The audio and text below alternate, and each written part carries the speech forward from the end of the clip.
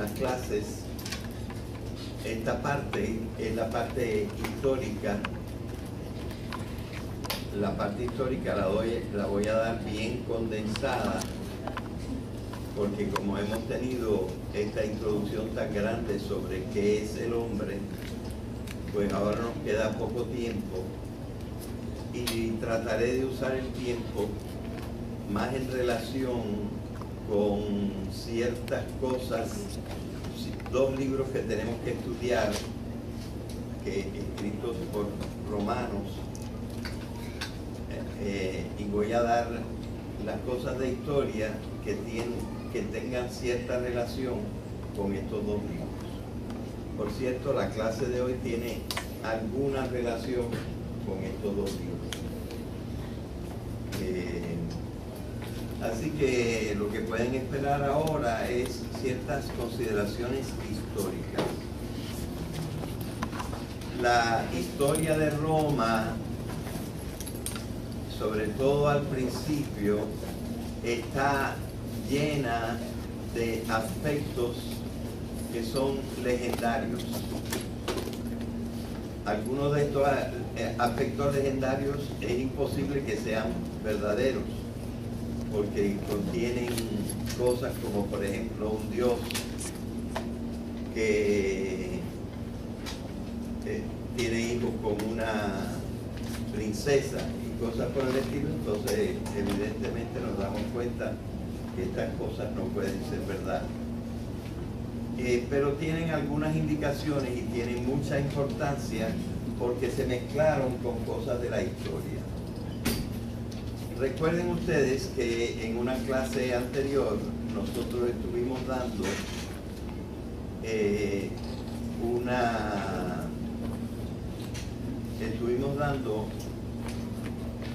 una cronología romana, y están los famosos 250 años, 500 años y 500 años, que corresponde cada uno con reyes, cónsules y emperadores, ¿verdad? Así que lo que yo voy a dar hoy es para completar un poquito la crónica, la cronología, en donde hay algunos elementos que no expliqué. Los romanos tenían la idea de que ellos descendían en alguna forma de los troyanos. Entonces, esto es bastante significativo y tiene relación con la historia de Roma. Y nosotros tenemos que mencionar entonces esos aspectos. Evidentemente, los años exactos en que las cosas ocurrieron no son, sobre todo al principio, los verdaderos años, pero son los que todo el mundo cita, y por eso lo sostenemos, porque no hay otros años alternativos que alguien o gente muy conocida haya propuesto. Así que nosotros decimos que la historia romana empieza en el año 753 antes de Jesucristo.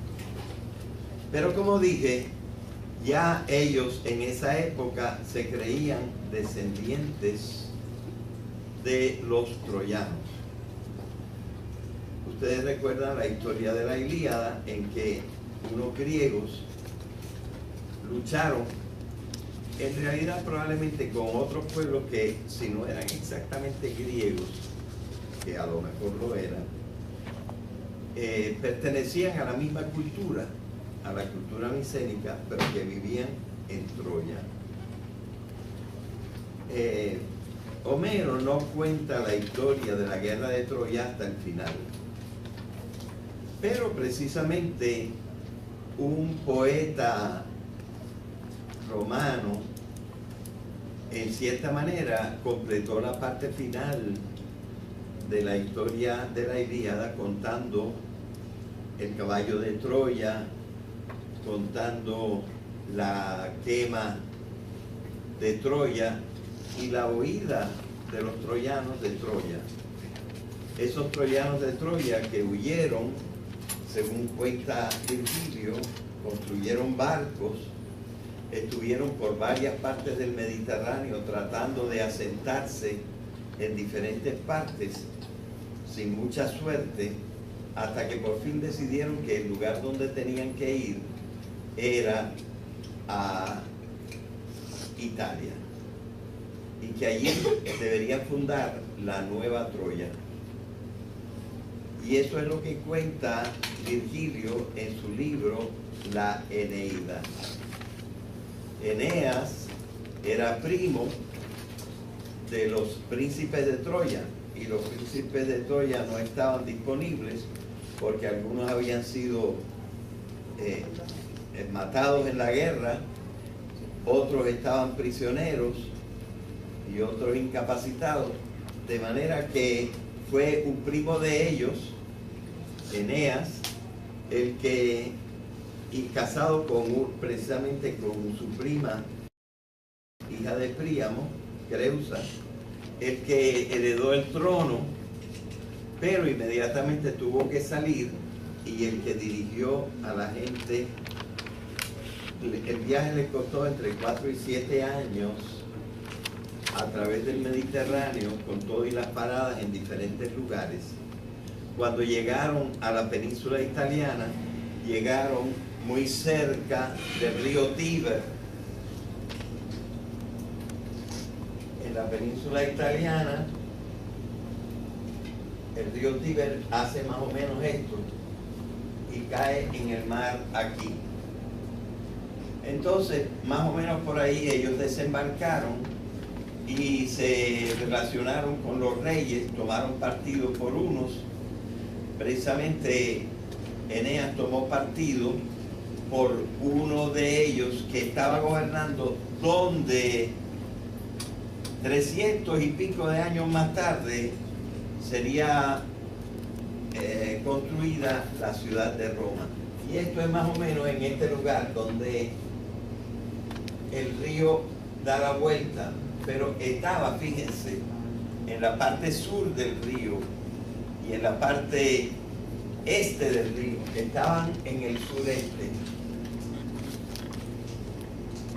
Por el contrario, en el noroeste, aquí, estaba otro pueblo, el pueblo etrusco. Bien. Así que ellos dieron la lucha allí, y eso es lo que nos cuenta Virgilio. Pero luego ellos se retiraron de la zona, se retiraron a unas montañas próximas aquí, no muy altas, pero sumamente bonitas, algunas de las cuales estaban en antiguos volcanes. Ya en aquella época, según la leyenda, tendría que ser cerca de 1200 antes de Cristo. En aquella época ya esos volcanes estaban extinguidos, ya no hacían erupciones, y al contrario, sus cráteres estaban llenos de agua y eran unos laguitos, y había más de un volcán. En el que estaba más próximo de Roma, ellos construyeron una ciudad en donde al principio tiene que haber gobernado, aunque esto no se cuenta muy específicamente en ninguna parte, Eneas, y después su hijo, que Virgilio acostumbra llamar Iulo, aunque su verdadero nombre era Ascanio. Así que su hijo Iulo y después sus descendientes por 300 años estuvieron allí gobernando. Así que, sin embargo, los descendientes de Eneas y de Iulo estaban todavía en el poder. En el tiempo en que nosotros estamos hablando, el rey descendiente de Eneas y luego de su hijo Ascanio o Iulo se llamaba Numitor. Naturalmente esto pertenece completamente a la leyenda. Numitor tenía una hija, princesa, y esta princesa se llamaba Silvia Rea. Esta Rea se suele escribir con RH, R-H-E-A, Silvia Rea. Numitor también tenía un hermano. El hermano se llamaba Amulio.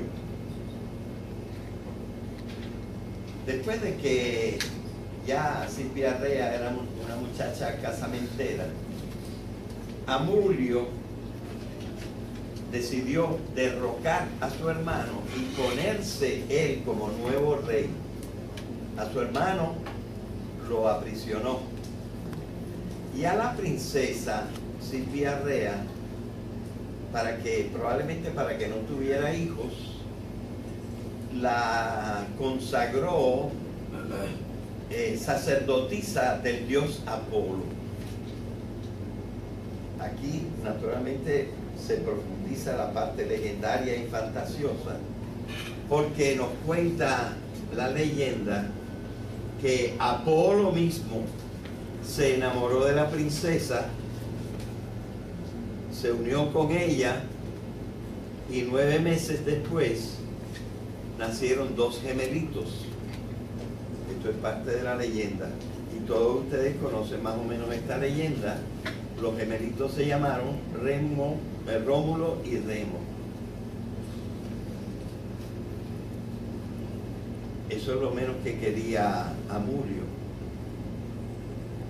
Así que cuando los muchachos ya tuvieron, yo supongo, un par de años, los mandó llevar al río Tíber para ahogarlos en el río Tíber, pero los puso en una cesta. Y el río Tíber, acuérdense que en la leyenda todos los ríos son dioses. El río Tíber apartó la canasta hacia la orilla y los 2 muchachitos gatearon hacia afuera y allí los encontró una loba y los amamantó. Más tarde lo encontrarían algunos campesinos que los criaron. Cuando Rómulo y Remo fueron grandes, supieron que ellos eran hijos de la princesa.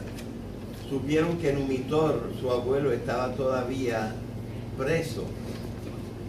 Entonces decidieron ir a restablecer a su abuelo y a liberar a su madre y a derrocar y quitar del trono a Amulio. Y fue lo que hicieron. Pero ellos no quisieron quedarse para ser los nuevos reyes de la ciudad, que se llamaba Alba Longa,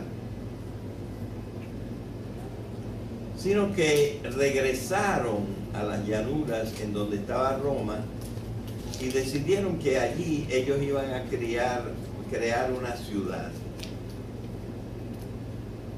Bueno, hago un paréntesis para recomendarles un libro en el que ustedes podrán seguir leyendo estas historias que, por más que sean completamente fantasiosas, todo el mundo debe conocer porque son parte intrínseca de nuestra cultura clásica. Este libro que voy a recomendar ha vuelto a ser editado porque estuvo agotado completamente durante más de 10 años, pero parece que lo han vuelto a editar. El lugar en que se encuentra en Ponce es una librería que se llama Librería del Sur. está en la Avenida Las Américas, exactamente después de la Secretaría de Recreación y Deporte. Exactamente después hay una callecita entre el terreno de la Secretaría y la librería. Hay una callecita allí, pero al ladito, allí está en la esquina la librería del sur. Allí lo pueden encontrar y hoy, en estos días, no debe costarme más de $12, yo creo. Yo los compré más barato porque yo compré como 10 ejemplares de ellos y los coloqué en reserva aquí. Lo que pasa es que están ya muy viejos, aunque todas las páginas las tienen, las carátulas están bastante reemplazadas, pero si alguno no quiere comprar el libro, pues lo puede ir a ver y a leer en referencia, en los libros de referencia, que allí encontrarán varios ejemplares. El libro pertenece a una colección que se llama Historia Universal, y dice el libro Historia Universal, pero agrega que es el tercer tomo, se llama Roma, así que ustedes lo pueden conocer como Historia Universal Roma. Es más completo que la mayor parte de los otros libros que hablan por ahí de Roma, excepto algunos especializados que hay en la biblioteca misma. Allí pueden ustedes leer las leyendas, porque en esta clase no vamos a tener tiempo de leerlas nosotros o de hablar de todas ellas en clase. Esta parte necesito contarla para que es una forma práctica de contar dónde está la ciudad de Roma. Parece que entonces era, según la leyenda, porque en la realidad no creo que fuera tan temprano, tan atrás en la historia, era el año 753. Ya yo expliqué que Rómulo fue el primer rey de Roma. Y una cosa es bastante segura: hubo solamente 7 reyes en Roma. Y esto es precisamente lo que hace medio imposible creer que fuera tan atrás, en el año 753, la fundación de Roma, porque 753 antes de Cristo, y entonces la monarquía llega hasta el año 509, o sea que tenemos aquí 244 años de reyesía, de monarquía. El libro la llama reyesía, y los argentinos inventaron esa palabra. Así que, pero si nosotros hacemos una reflexión, 7 reyes para gobernar 244 años, si fueran 245, a cada uno le tocaría en promedio reinar 35 años. La verdad, que qué casualidad que cada rey dure hasta 35 años. En aquella época en que probablemente el promedio de edad de la gente era 50 años, que reinaran 35 años y el siguiente 35 y el siguiente, vamos, es un poco demasiado. Pero el año 509 sí es un año bastante seguro. De manera que probablemente no fue tan lejos como el 753, porque la tradición nada más nos habla de 7 reyes. En algún momento por aquí tiene que haber habido el comienzo.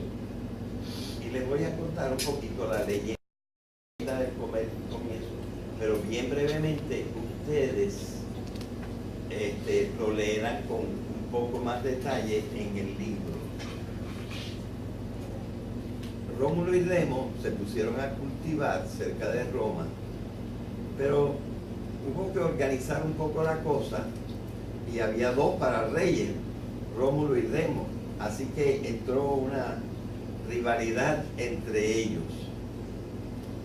Finalmente se dividieron y alguna gente se fue con Rómulo y otra gente se fue con Remo.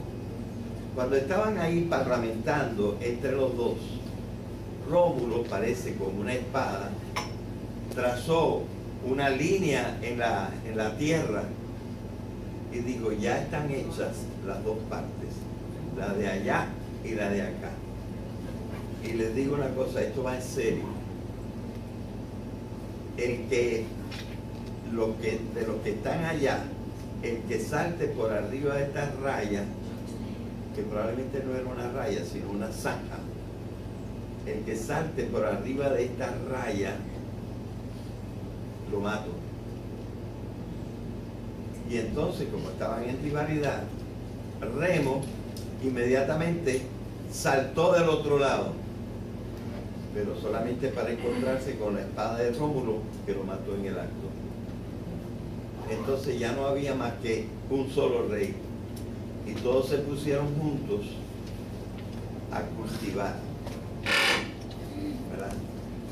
Así fue como Rómulo, heredero de Eneas y de Iulo, se convirtió en el primer rey de Roma, pero no en la ciudad que habían fundado Eneas y Iulo, que era Alba Longa, sino 30 kilómetros más cerca de la costa, en la parte sureste del río Tíber.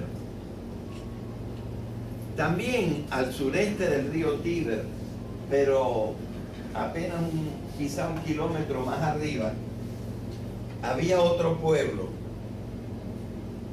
Y este pueblo era el pueblo de los Sabinos. Como en realidad probablemente la gente que seguía a Rómulo y Remo eran unos aventureros, probablemente medio bandidos, que estaban por ahí, que no tenían mujer.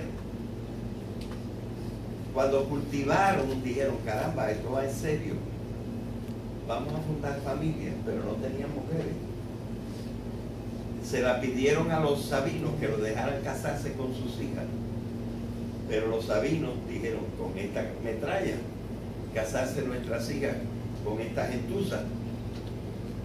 Así que les dijeron que no. Entonces los romanos esperaron hasta la vendimia, el momento en que se corta la uva y se hace el mosto del cual va a salir el vino. Y cuando ya tenían esto bastante en barricas, invitaron a los sabinos a celebrar la cosecha. Ellos tomaron poquito y dejaron que los sabinos se emborracharan. Los sabinos habían venido con la familia, y entonces, cuando ya estaba anocheciendo y los sabinos borrachos, cada uno agarró una muchacha y se la llevó para su casa y se acostó con ella. Al día siguiente volvieron los sabinos con palos y piedras para llevarse a sus hijas. Pero probablemente las hijas dijeron: ay no, si las pasamos de lo mejor. Y se quedaron con los romanos, y así se fundó la comunidad en la cual se empezó a fundar la pequeña ciudad de Roma al sureste del río Tíber, cerca del lugar en que el Tíber se dirige hacia el mar. Claro, ellos luego trataron de hacer un poquito las paces con los sabinos. Y cuando Rómulo murió, un poco quizá en desagravio, el siguiente rey sobre todo porque eran probablemente un poco más adelantados y más asentados en la tierra que los romanos mismos, escogieron como rey a un sabino llamado Numa Pompilio, el cual hizo una partida de cosas en favor de Roma. Bueno, esto, que tiene muchísimo de leyenda, nos explica dos cosas. Nos explica que había ya una mezcla desde el principio. Los supuestos herederos de los troyanos y un pueblo que se llamaba el pueblo de los sabinos, más o menos, ¿verdad? Del lado sureste del río Tíber. Del lado oeste y norte del río Tíber había otro pueblo, pero ese otro pueblo era muy diferente, porque los sabinos hablaban su dialecto, pero ese dialecto los romanos lo entendían y los sabinos también entendían a los romanos, porque ambos eran latinos. Pero del otro lado del río había gente de otra raza, y esta raza estaba más adelantada. En una próxima clase yo voy a hablar más especial de esta raza. Ellos se llamaban, o les decimos ahora, los etruscos. Los etruscos. Los etruscos estaban más adelantados.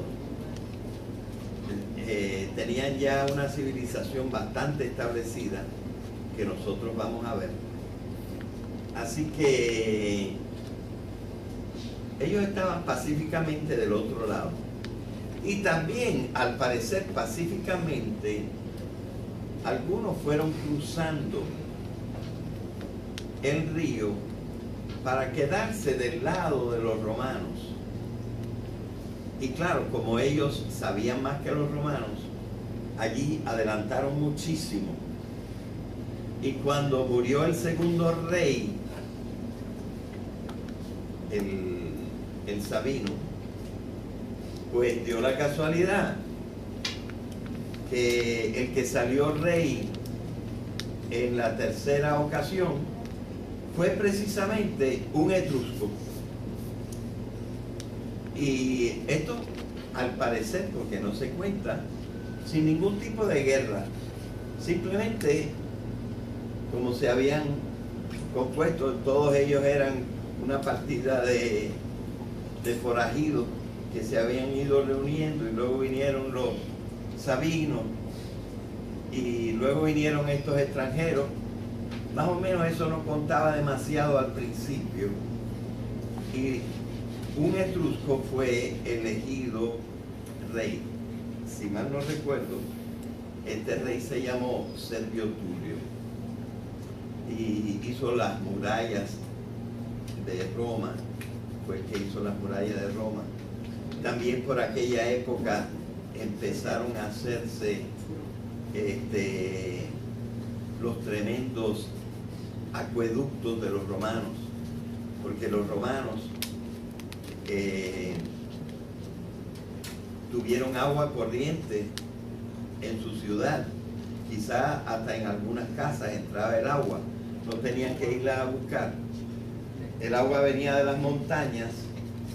Cuando había una hondonada, ellos construían unos arcos y sobre el arco hacían pasar una canal. Yo he estado allí, son formidables y una vista preciosa. Una canal o un canal, y así el agua, todo el camino iba hasta la ciudad de Roma, que está bastante baja, aunque tiene supuestamente lo que llamamos 7 colinas, pero era un lugar bastante bajo y tenían agua que venía de las montañas.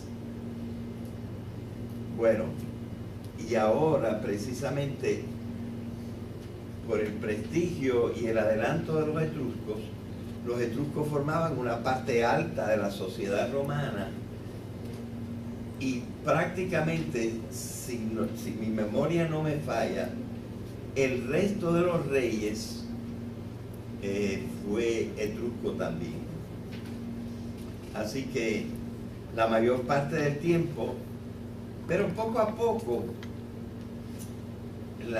sobre todo la clase alta de los romanos, no estaba muy contento de que ahora los etruscos se hubieran posesionado del gobierno y que siempre les tocara a los etruscos ser reyes.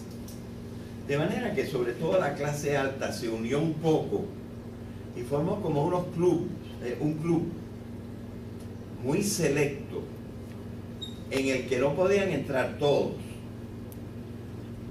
Y ese club selecto fue el origen de un cuerpo, el más antiguo y el último que se acabó, que se llamó el Senado.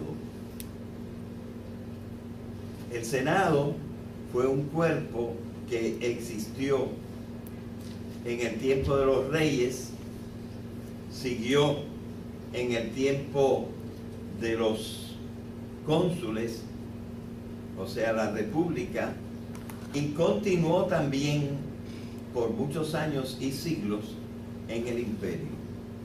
Así que es la institución más venerable. Pero esta institución venerable no era realmente el gobierno. En el tiempo de la monarquía el gobierno estaba constituido por el rey y sus funcionarios. Era un grupo que en parte era de oposición, pero un grupo respetable, y los etruscos tuvieron la buena idea de confiarle algunas funciones, de dejarlos tener algunas cosas y de tomarlos como consejeros. De manera que el Senado era un cuerpo sumamente prestigioso. Ese cuerpo no era electivo, sino que los senadores que estaban vivos reemplazaban a los senadores que morían con parientes de ese senador o de otros senadores.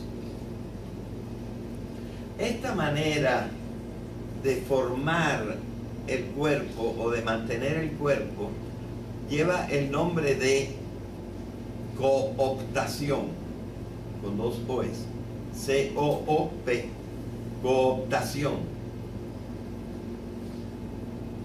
Y era la manera en que se mantuvo el Senado por lo menos todo el tiempo de los reyes y todo el tiempo de la República.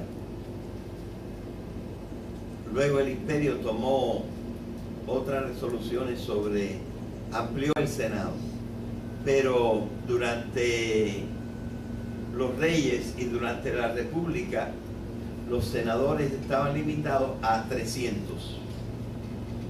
Cuando uno moría lo reemplazaban, pero lo reemplazaban con otro de los de ellos, de manera que se formó como una clase, y era la gente alta, y era la gente más culta, y era la gente con prestigio y con experiencia, porque le confiaban ciertas labores. ¿Okay? Bueno, no voy a hacer más cuento de los reyes, sino solamente contar cómo terminó la monarquía. Resulta que los otros cuentos los leen ustedes en el librito ese que les mencioné, cuyo autor se llama Historia Universal Roma, escrito por Seco Ellauri y por Baridón. Son los dos autores. Resulta que estaban celebrando una sesión del Senado, pero el rey había ido a la sesión también porque estaban en pelea de quién sabe qué arreglos que tenían que hacer. Y el hijo del rey se escapó del lugar donde estaban reunidos, él también era senador, se escapó del lugar donde estaban reunidos y se fue a la ciudad y violó a la esposa de un senador romano que también estaba en la reunión.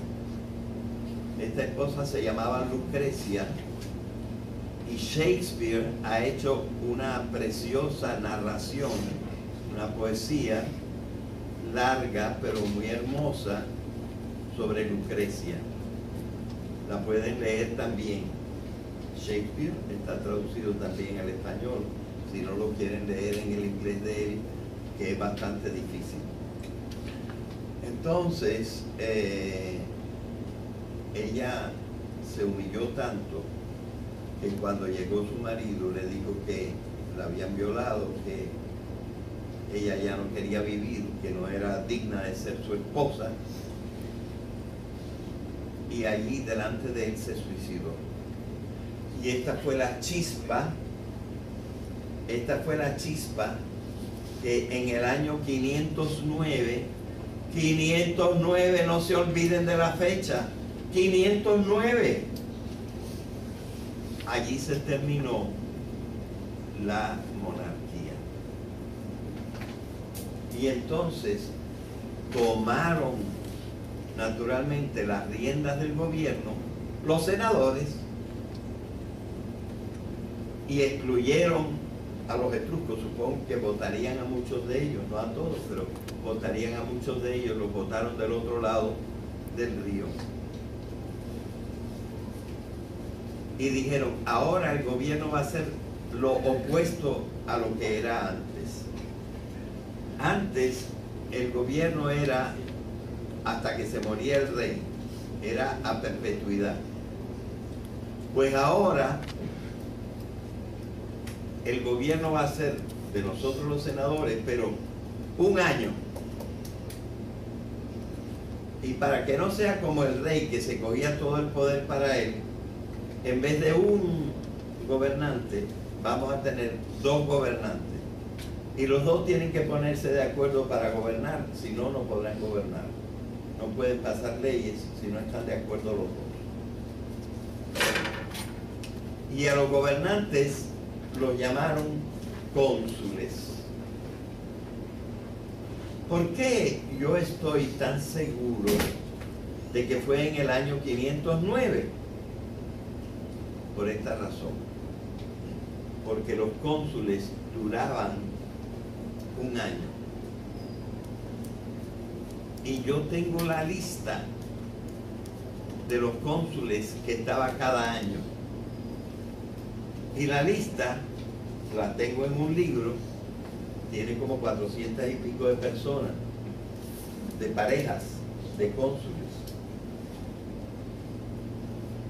Y llega ya muy abajo a tiempos más conocidos y por lo tanto tenemos la lista completa y como cada uno duraba un año y tenemos todos sus nombres, pues podemos calcular y efectivamente podemos decir que el año que cambió de la monarquía a la república fue el año 509.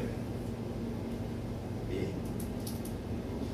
Ustedes tienen un capitulito en el libro sobre los reyes, con muchas historias dignas de ser conocidas. Y les exhorto a que se lean estas historias por su propia cuenta. Las pueden leer en la biblioteca o se pueden comprar el librito, que no cuesta muy caro, y van formando su pequeña biblioteca. ¿Ok? Así que esto fue lo que pasó.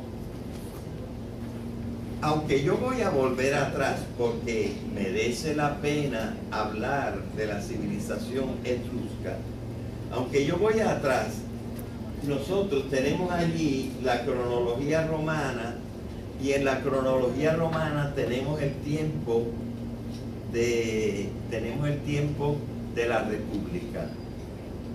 Y si ustedes se dieron cuenta, el tiempo de la República yo lo subdividí en 3 partes. La primera parte fue la parte en que por años y años los pobres trataron de asimilarse. Déjenme contarles un poquito esta parte. Yo lo llamo ahí en la cronología el adelanto de la plebe. Resulta que los etruscos, para poder mantenerse en el poder, lo que hacían es que les hacían sus regalitos y sus favores a los pobres.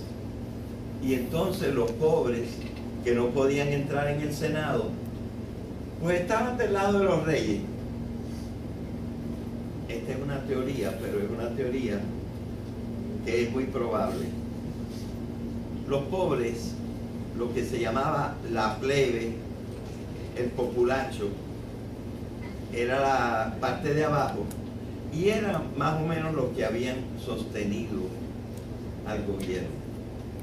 Ellos no eran del gobierno, pero sostenían el gobierno porque el gobierno los ayudaba un poquito.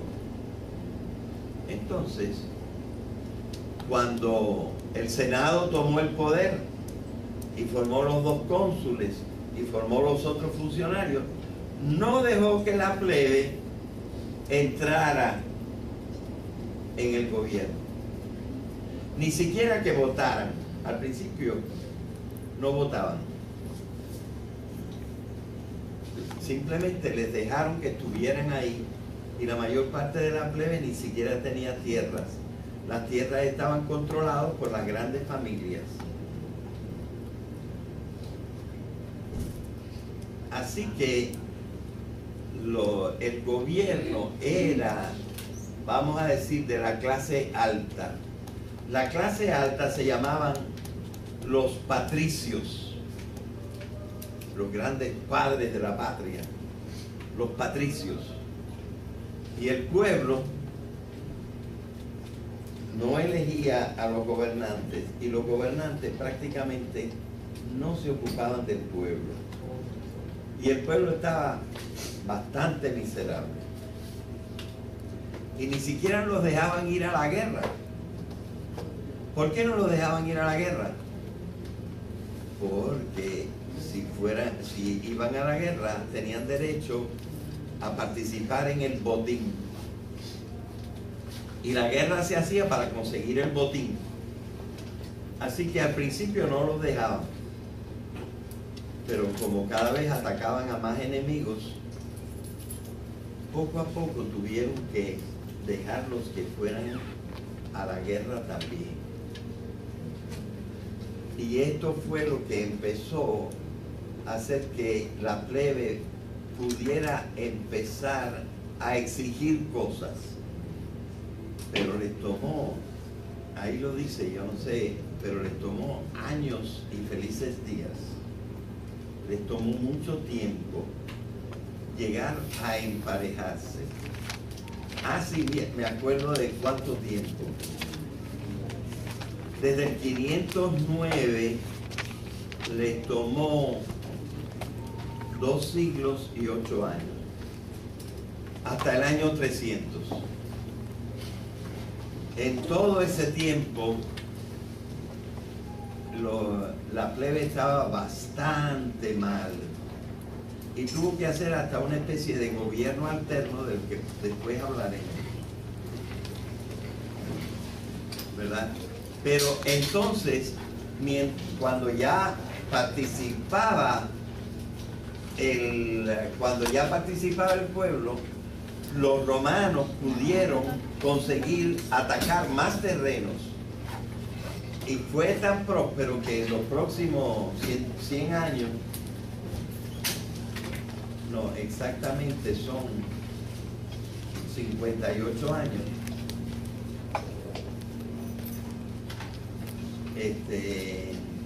me parece que son 58 años del año 158 años, hasta el año 142.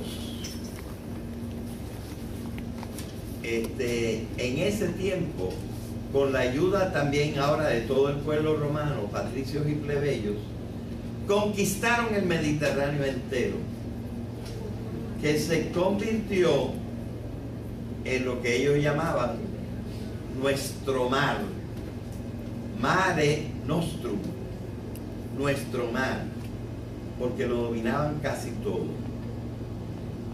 Y allí conquistaron los terrenos de otros dos pueblos que los habían ayudado a subir, los griegos y los fenicios.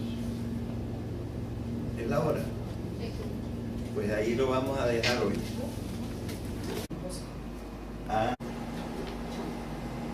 Este es la primera sesión de un cursillo que se llama Formas de Pensamiento. Yo no sé si finalmente este título va a pegar o no, o si yo lo tendré que cambiar en algún momento. Yo ya tengo otro artículo en donde una parte se llama Formas de Pensamiento y no trato exactamente de la misma cosa.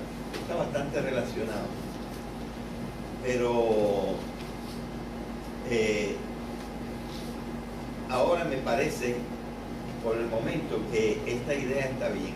Y lo que pasa es que en realidad hay tres grupos que interesan bastante, que se distinguen bastante en el pensamiento y que no pegan, no empatan, no hay manera de que los unos se entiendan con los otros. Estos tres grupos principalmente son los científicos modernos. Ese es el primer grupo. El segundo grupo es todos los filósofos que ha habido en el mundo. Y el tercer grupo es los religiosos, gente religiosa y gente que piensa en otra cosa que se llama lo trascendente. Precisamente mi último cursillo, el del semestre pasado, se llamaba así: Crítica del Pensamiento Trascendente. Estaba reguindando de Kant, que tiene un libro que se llama Crítica de la Razón Pura y otro que se llama Crítica de la Razón Práctica. Pues yo también iba a tener mi libro de Crítica del Pensamiento Trascendente. Y el pensamiento trascendente es el pensamiento de la religión filosofada, más o menos pudiéramos decir, y también de los místicos y otras personas. Y este pensamiento había que criticarlo. Este pensamiento ha sido criticado y se le ha criticado de los dos lados. Se le ha criticado sobre todo por los que no creen. Los que no creen que estas cosas que dicen son una serie de disparates, sea que sean católicos, sea que sean budistas, sea que sean de algún otro tipo de religión.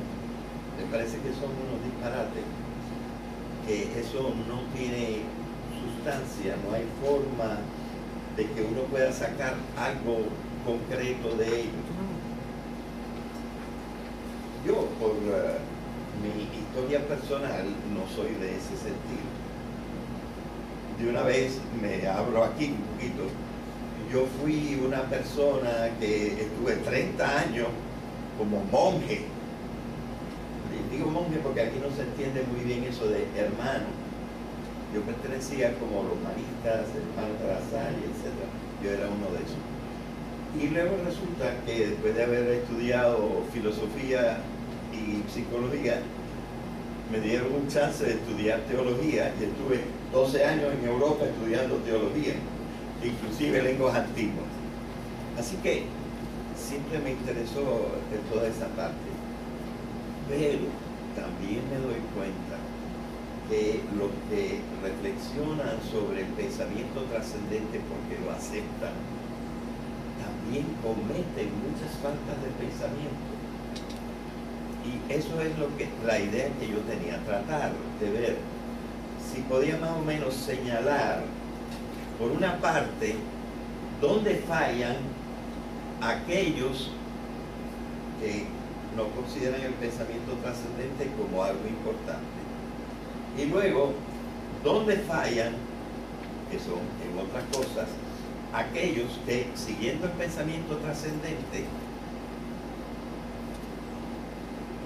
espíritu diría ser chicotea.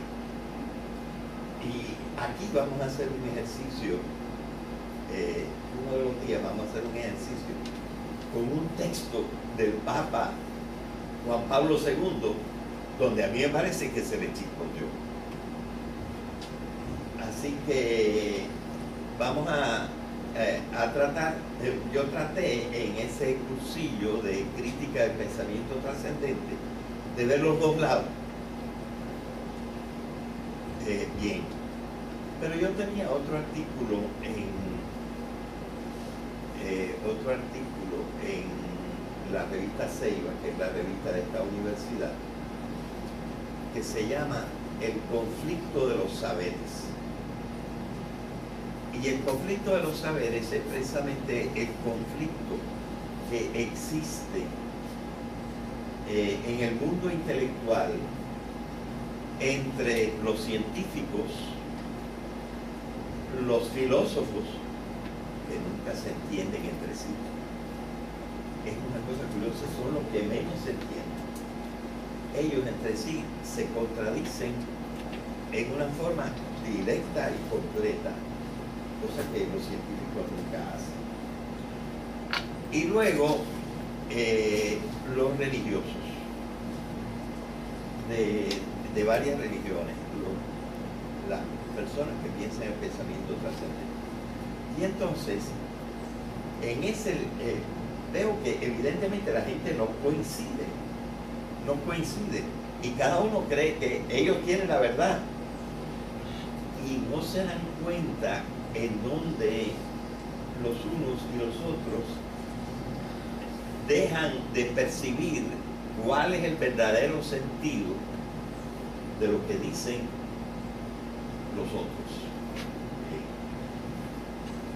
Y sin ser mago, realmente es posible ver dónde está el problema.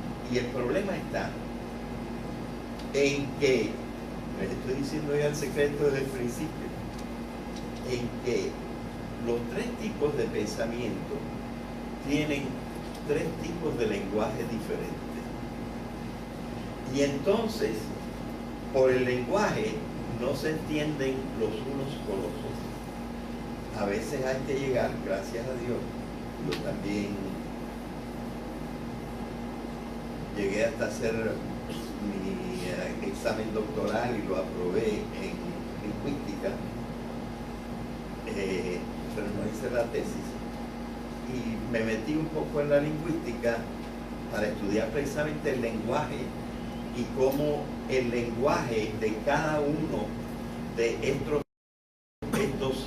tres grupos de pensadores, cada uno no son, sobre todo al principio, los verdaderos años, pero son los que todo el mundo cita y por eso lo sostenemos, porque no hay otros años alternativos que alguien o gente muy conocida haya propuesto.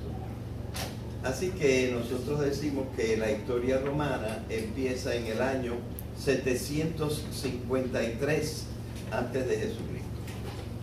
Pero como dije, ya ellos en esa época se creían descendientes de los troyanos. Ustedes recuerdan la historia de la Ilíada, en que unos griegos lucharon, en realidad probablemente con otros pueblos que, si no eran exactamente griegos, que a lo mejor lo eran, pertenecían a la misma cultura, a la cultura micénica, pero que vivían en Troya. Homero no cuenta la historia de la guerra de Troya hasta el final, pero precisamente un poeta romano en cierta manera completó la parte final de la historia de la Ilíada contando el caballo de Troya, contando la quema de Troya y la huida de los troyanos de Troya.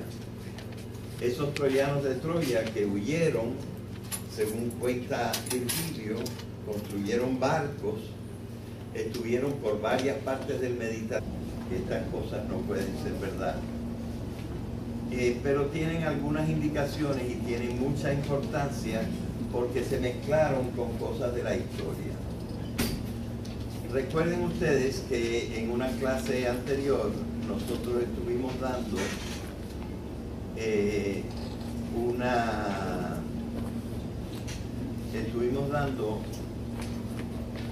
una cronología romana y están los famosos 250 años, 500 años y 500 años que corresponde cada uno con reyes, cónsules y emperadores, ¿verdad? Así que lo que yo voy a dar hoy es para completar un poquito la crónica, la cronología, en donde hay algunos elementos que no expliqué. Los romanos tenían la idea de que ellos descendían en alguna forma de los troyanos. Entonces, esto es bastante significativo y tiene relación con la historia de Roma. Y nosotros tenemos que mencionar entonces esos aspectos. Evidentemente, los años exactos en que las cosas ocurrieron, tratando de asentarse en diferentes partes, sin mucha suerte, hasta que por fin decidieron que el lugar donde tenían que ir era a Italia y que allí deberían fundar la nueva Troya. Y eso es lo que cuenta Virgilio en su libro La Eneida. Eneas era primo de los príncipes de Troya, y los príncipes de Troya no estaban disponibles porque algunos habían sido matados en la guerra, otros estaban prisioneros y otros incapacitados, de manera que fue un primo de ellos, Eneas, el que, y casado precisamente con su prima, hija de Príamo, Creusa, el que heredó el trono, pero inmediatamente tuvo que salir, y el que dirigió a la gente. El viaje les costó entre 4 y 7 años a través del Mediterráneo, con todo y las paradas en diferentes lugares. Cuando llegaron a la península italiana, llegaron muy cerca del río Tíber. En la península italiana, el río Tíber hace más o menos esto y cae en el mar aquí. Entonces, más o menos por ahí ellos desembarcaron y se relacionaron con los reyes, tomaron partido por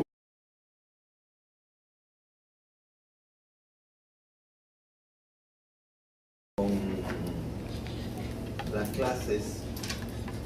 Esta parte es la parte histórica. La parte histórica la voy a dar bien condensada, porque como hemos tenido esta introducción tan grande sobre qué es el hombre, pues ahora nos queda poco tiempo y trataré de usar el tiempo más en relación con ciertas cosas, dos libros que tenemos que estudiar, escritos por romanos, y voy a dar las cosas de historia que tengan cierta relación con estos dos libros. Por cierto, la clase de hoy tiene alguna relación con estos dos libros. Así que lo que pueden esperar ahora es ciertas consideraciones históricas. La historia de Roma, sobre todo al principio, está llena de aspectos que son legendarios. Algunos de estos aspectos legendarios es imposible que sean verdaderos, porque contienen cosas como, por ejemplo, un dios que tiene hijos con una princesa y cosas por el estilo. Entonces, evidentemente nos damos cuenta, precisamente Eneas tomó partido por uno de ellos que estaba gobernando donde 300 y pico de años más tarde sería construida la ciudad de Roma. Y esto es más o menos en este lugar donde el río da la vuelta, pero estaba, fíjense, en la parte sur del río y en la parte este del río, estaban en el sureste. Por el contrario, en el noroeste, aquí, estaba otro pueblo, el pueblo etrusco. Bien. Así que ellos dieron la lucha allí y eso es lo que nos cuenta Virgilio.